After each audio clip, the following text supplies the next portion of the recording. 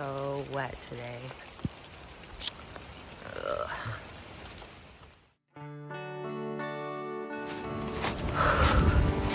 Yeah, much rained all night.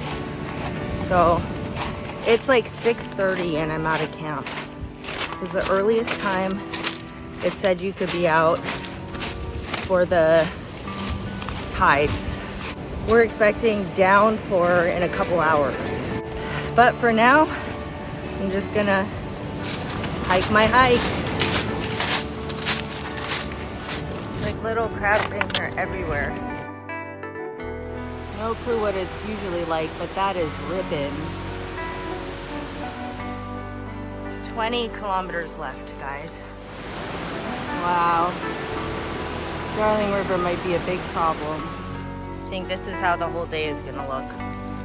Alright, love to see these continue to keep counting down. 19 kilometers of puddles left. Whoa, that thing is raging down there. Yeah, unsure if Darling is gonna be possible, guys. Kilometer 17. Bridge 29. Strongly dislike ladders in the rain.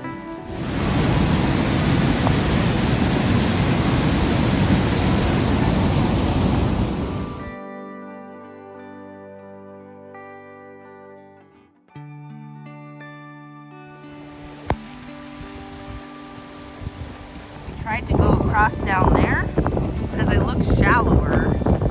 But one of the guys tried it and he said, I'm over 200 pounds. And he's like, I can't cross that. He's like, it's too swift moving.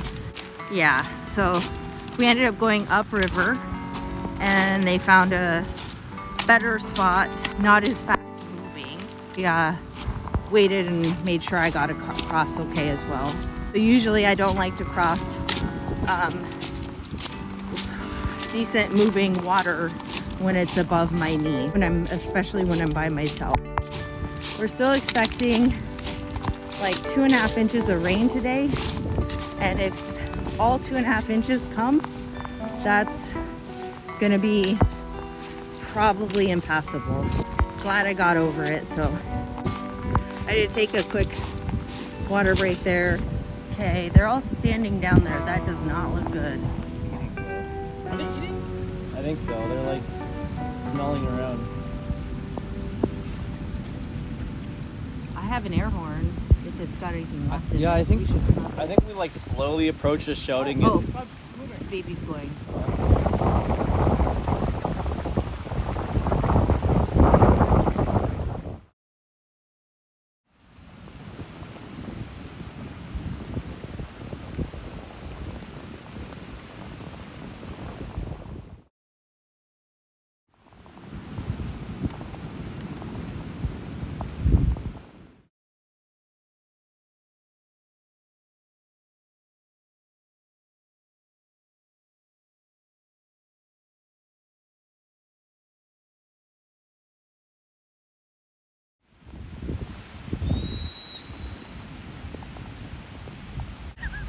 She's just pooping. Okay, future me here, editing me, and I'm realizing there's some gaps, so let me fill them in. So, after the bear situation, I hit Michigan Creek. And as I hit it, those same group of guys were there as well. So we were all crossing at the same time. Michigan Creek ended up not being a creek at all. Sketchier crossing than the Darling River. I didn't film. The current was really strong there and the waters were higher than they were at Darling River. So we did end up getting across. It was just totally different than Darling River. After that, I thought that was the last tricky part. So we did end up parting ways. We hiked similar pace, but I would say I'm a little bit slower and I didn't want to push myself. I had a lot of kilometers left to get out. And I just wanted to be able to hike my own hike. If it's torrential downpour, the bears also can't hear you coming, even if you're talking. because it's drowned out by the rain. So I just didn't film much, kept my eyes open and tried to just stay focused on where I was. And I thought the creek was our biggest obstacle we had left, or so I thought.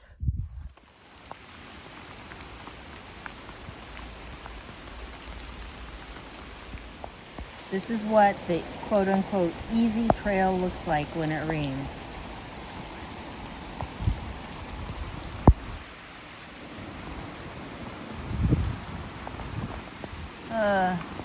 It's gonna be a long last stretch here, guys. Really long. Yep, that's my hiking trail right there.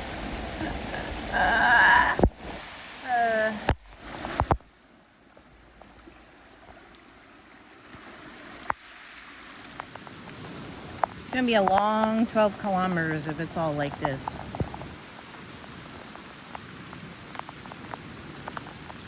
I mean, see the board here, but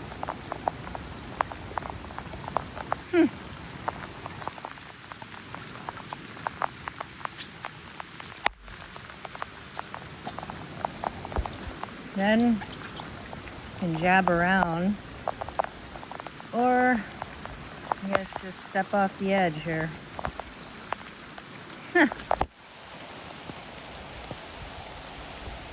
Oh boy, it's like a little mini waterfall. Ugh.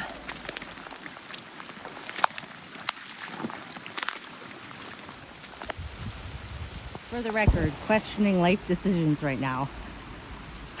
I got like probably 11 kilometers left. I can do it.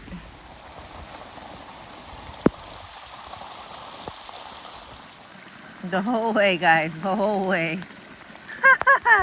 You'd think I was hiking a river. I kind of am.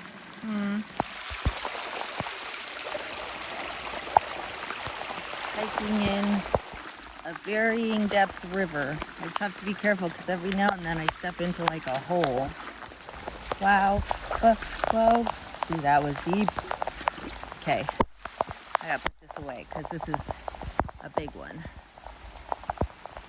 So there's one more creek crossing. This is not it. This is the trail.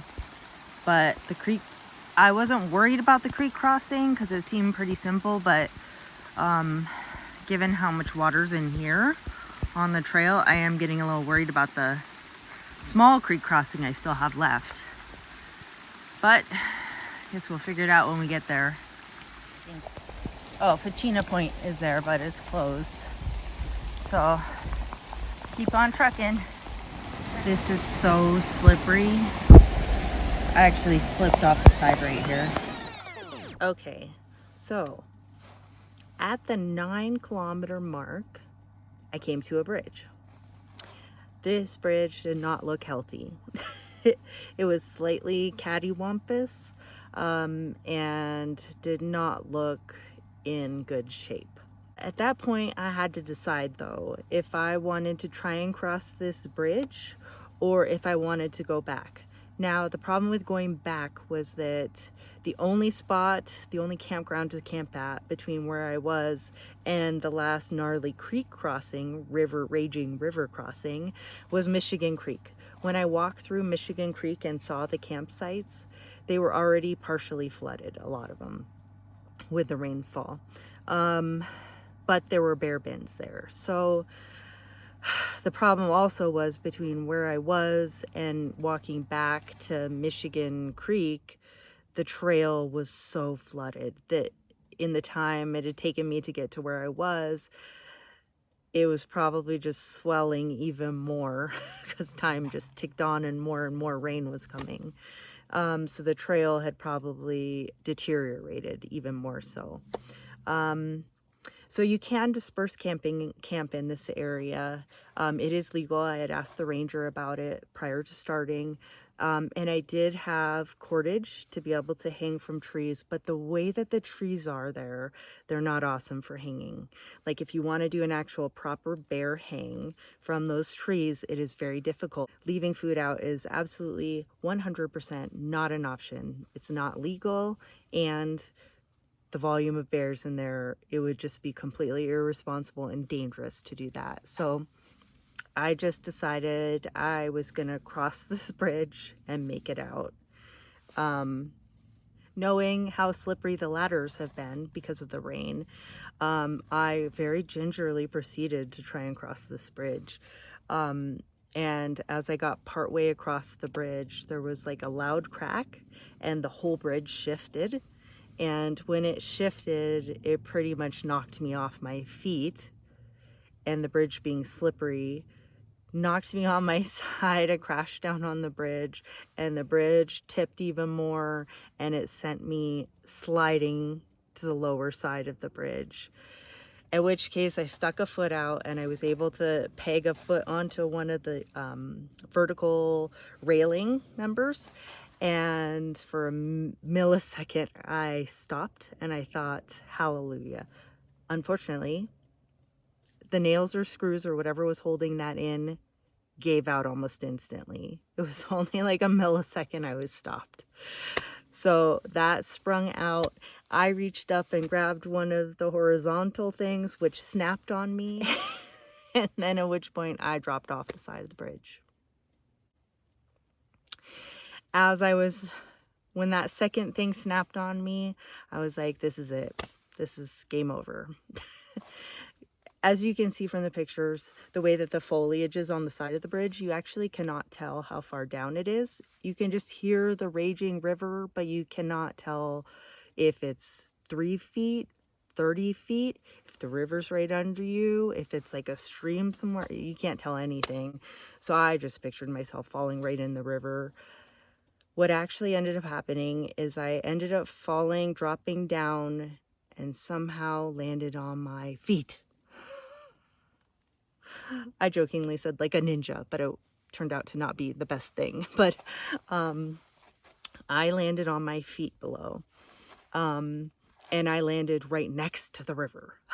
So, but I looked over, still needed to get across this river.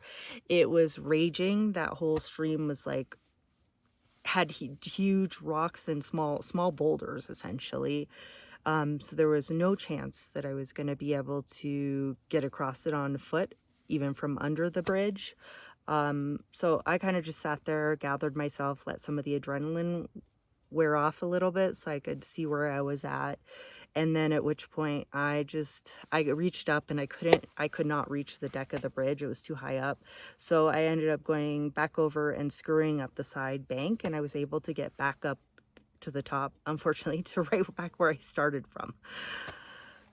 So once I was up there, I kind of thought about it. And when I had crossed the creek, I had passed this group of 3 because I was hiking at a faster pace than them. And so I decided I was just going to hope that they weren't actually camped at Michigan Creek, that they were planning on hiking out, and that they were hopefully not super far behind me. So I sat there and I waited, and lo and behold, they showed up. So at that point, I told them the whole situation because I was super freaked out. I really felt like I almost died. And so I told them, this bridge is so slippery. We got to be so careful. One of the people in that group, she decided to just go for it. And so as she started to walk across the bridge, it basically was so slippery and tilted that it knocked her off her feet, just the tilt. And she luckily was able to, her foot hit one of the posts as well. And luckily the post did not give out on her. So she was able to kind of get herself together, get back up, and kind of like scurry back up to the top edge and hold on to the edge and like kind of scoot all the way across it. And the only casualty was she lost both her trekking poles because they went flying off the bridge. So then the 3 of us were all standing there. And so one by one, we ever so carefully just like literally crawled on hands and knees, holding on to the edge of the bridge and just working our way all the way across to get across. Once we were on the other side of the bridge, then I kind of talked to them, and they were totally welcoming for me to like hike with them. At that point, I have these people that are hiking, and I knew that my pace was actually faster than theirs because I had passed them. So I wasn't going to be slowing anybody down or stressing myself out. So I just hiked right behind them in their group and just brought up the little caboose. Yep. So I followed them out. I'm a little bummed because there was a section, a good portion of this hike, the last 9 kilometers, we were probably walking in water that was like 8 to 10 inches deep. And at some point I just like looked up, and it's like 3 of them ahead of me, and we're all like in this river walking up, and the sound was like something I'll never forget, because backpacking, you don't hear that sound of people like trudging up a river. So it was, I wish I could, but you can imagine, but I wish I could have grabbed a video of that. I wanted to take more video, but number one, I wanted to like not stop, make everybody stop so I could take a video. And as you'll see at the end of this video, there's a reason why I wasn't able to take video with being able to like swipe. So it had rained about 5 inches in a 24-hour period. And yeah, so I had a lot of learnings about trying to use my phone and trying to video and trying to do all these things in the rain. Not only did my finger not work to swipe to get the phone to open, the few times I could get it to open, my battery was starting to die on my phone, which the other days was not a problem. I have a charger, I plug it in, I charge, and then good to go. But there was too much moisture in the phone. It wouldn't charge. It kept popping up saying like there's moisture in the charging port. It was not going to dry out on this trail at all. So what little battery power I had left, I decided it was more important for me to not take so many videos and reserve that in case I needed to make an emergency call. Yep, so we proceeded on from the bridge.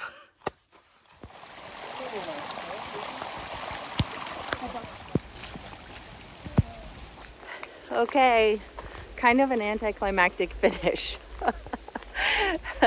It's just so rainy, it's hard to be celebratory. I'm just happy to try and find some clothes to change into, and guys, I did it. I'm like stoked. I survived narrowly today. Today was rough. But I feel good. I feel really good. Now I got to figure out how to get out of here because there's a fire. So the fire has some of the roads closed. So let's figure that out. Whoa, because of the fires. Not letting anyone park down here, so it's clearing out. Quite a different scene in this lot. Wow. Well, this is a great stick, but I'm gonna leave it behind. Thank you, stick, for all your help.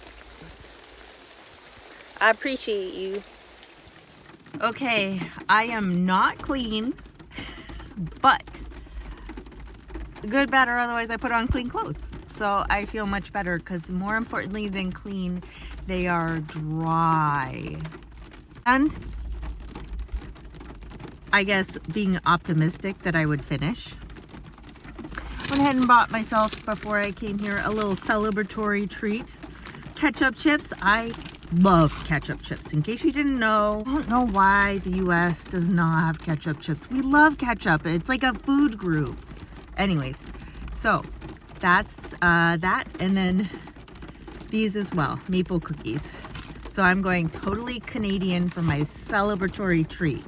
So I'm gonna do that, and then I'm gonna get on out of here because I have no reception. I told people I was worried about that river crossing, so now they're probably worried about me because I haven't updated them because I haven't had service. So yeah, all of these surrounding towns are all shut down because of the fire. They have no power. So I'm glad I have a little snack to get me by. And then hopefully in about 2 to 3 hours, I can get food. Between here, the next half hour, there is a spot the road might be flooded out. I'm not sure. I feel like I used like all of my lives today in various places on this trail, between the bridge that I almost died on, the mama bear and her cub that I saw, and the crazy river crossings I had to do. I feel like I've used all of my lives. So if I get to this crossing and there's water over the roadway, I'm gonna have to come up with another plan, because we're not having that. Anyways, I'm gonna bump up the heat in here and get on the road.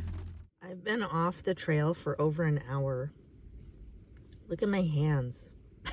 They're still pruned because I'm so saturated. And oh my gosh. Whoa.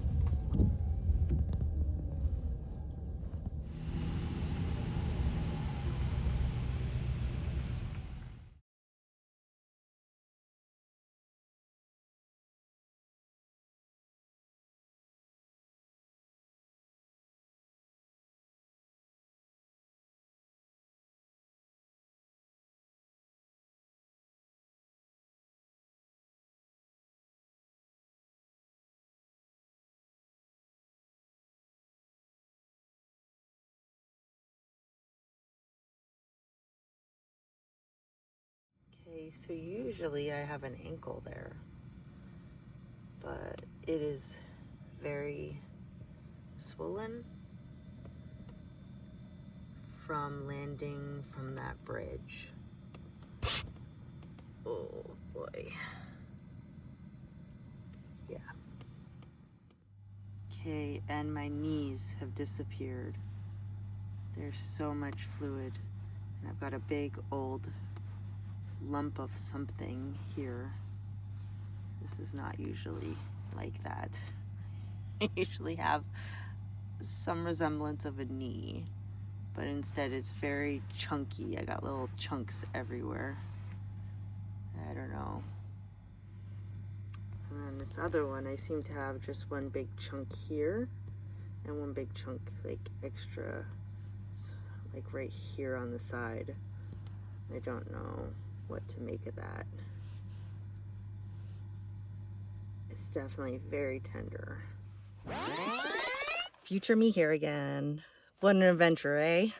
So I did forget to mention that once I came off the trail, you have to sign out at the park's office there. And so when I signed out, I did let them know about the bridge. And apparently that group of guys that I had hiked with part of the day, they had notified Parks Canada when they came off the trail too, that the bridge was sketchy. So once I said that, like, literally I slid off the side of the bridge, and that somebody else in that group of three, with me had gone down on the bridge, even though she hadn't slid off, they escalated it. Instead of just being like, oh, we need to fix a bridge, it was like, we need to get a crew together and send people out to fix this bridge.